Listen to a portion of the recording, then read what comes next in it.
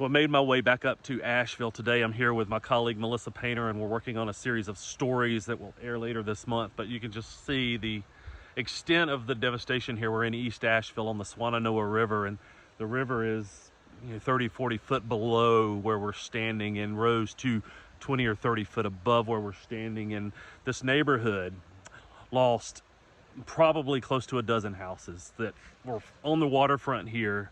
All of them are gone unless they were up on the hill. There's no houses left here. They're all gone. And we were talking to some neighbors back here who we came up here to do a story with them. Their house is gone. You could see here from the video that I shot, this is the foundation of their house. This over here next to their house is two other houses that were washed downstream into their house.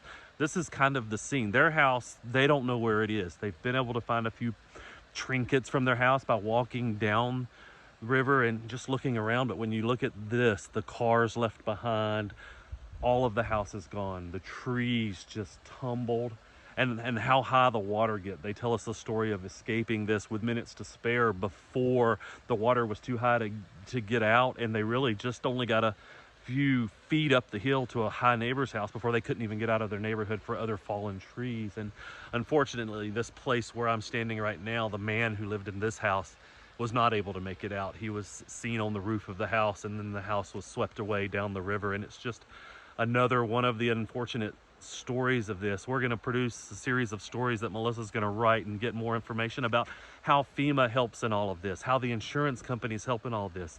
Certainly you would think you live on the river, you will have flood insurance.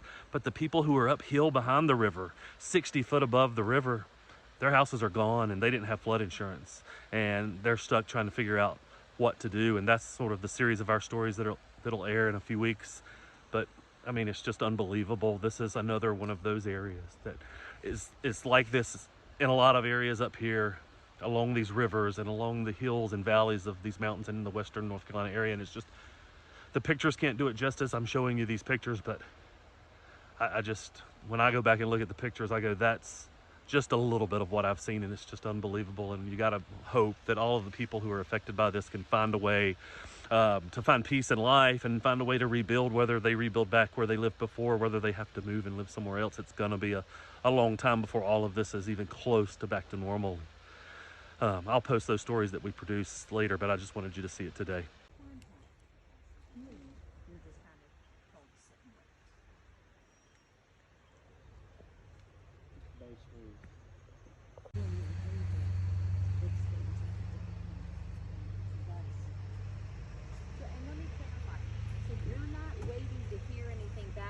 Catastrophe team, you are waiting to. So you got the